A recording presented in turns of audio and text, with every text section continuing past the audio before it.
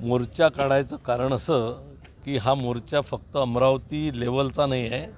महाराष्ट्र IMAचं काम बंद आंदोलन आहे आणि महाराष्ट्रामध्ये जवळपास 241 ब्रांचेस आहे IMAच्या, इंडियन मेडिकल असोसिएशनच्या.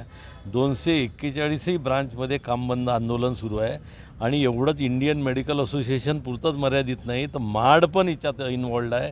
जे MBBS केल्यानंतर इंटर्न्स आहे ते पण इन्वॉल्ड आहे आणि त्याच्यानंतर टीचर्स असोसिएशन इन्वॉल्ड आहे आणि मॅगमो जे मेडिकल ऑफिसर असतात ते पण इन्वॉल्ड आहे.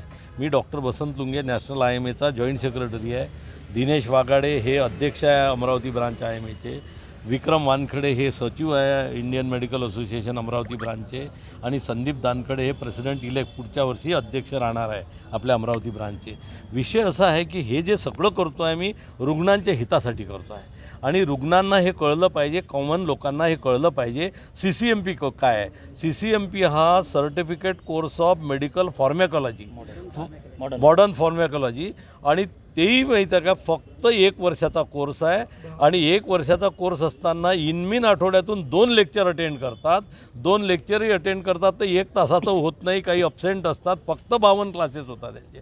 आता 52 क्लासेसमध्ये पूर्ण फॉर्मॅकॉलॉजी जे दीड वर्ष वाचतो, मेडिसिन एवढे वर्ष वाचतो, हे जर वाचणं MBBSच्या मुलांना 5-4.5 वर्षे लागते. नंतर इंटर्नशिप, त्याच्यानंतर रजिस्ट्रेशन मिळते.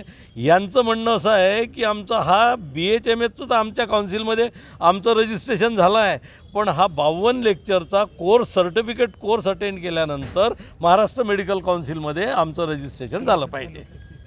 आता ही संघटना कोणती आहे? MBBS संघटना ही अशी आहे की ॲलोपॅथीची आहे, मॉडर्न मेडिसिन म्हणते. होमिओपॅथी ही संघटना आहे होमिओपॅथी लोकांची, आयुर्वेदिकची, डेंटलची, सगळ्यांचे वेगवेगळे काउन्सिल आहे. त्या काउन्सिलमध्ये त्यांनी काम करावं. आम्ही सगळ्या काउन्सिलचा रिस्पेक्ट करतो, सगळ्या पॅथीचा रिस्पेक्ट करतो. उलट अर्थी आमच्यापेक्षा होमिओपॅथी आहे ना आयुर्वेदिक जुनी पॅथी आहे. उलट त्यांच्याकडेही ओढा पेशंटचा असतो, ते पण कमवत असतात, तो विषय नाही आणि ते पण सेवा देत असतात. आम्ही त्यांचा सगळ्यांची इज्जत करतो. तर आमचा प्रश्न हाच आहे की भारतात कुठेच असं घडलं नाही, फक्त महाराष्ट्रात घडलं. आणि महाराष्ट्रात असं कसं घडलं म्हणजे मिक्सोपॅथी, अरे क्रॉसपॅथी, जे की आपण झोला डॉक्टर म्हणून माहीत आहे का पकडायला पाहिजे. त्यांचे काम त्यांच्याकडून माहीत आहे का डॉक्टर की करू देऊ नये, याच्याकडे सरकारने लक्ष द्यायला पाहिजे. पण सरकार जर या गोष्टीला प्रोत्साहन देत असन की होमिओपॅथीवाल्यांनी ॲलोपॅथीची प्रॅक्टिस करा. आता ॲलोपॅथीमध्ये जातानाही तुम्हाला माहिती नसेल की 720 पैकी 720 मार्क मिळवणारे आणि 600च्या वर मार्क मिळवणारे पोरं MBBS होत असतात. आता मला वाईट वाटून घेऊ नये.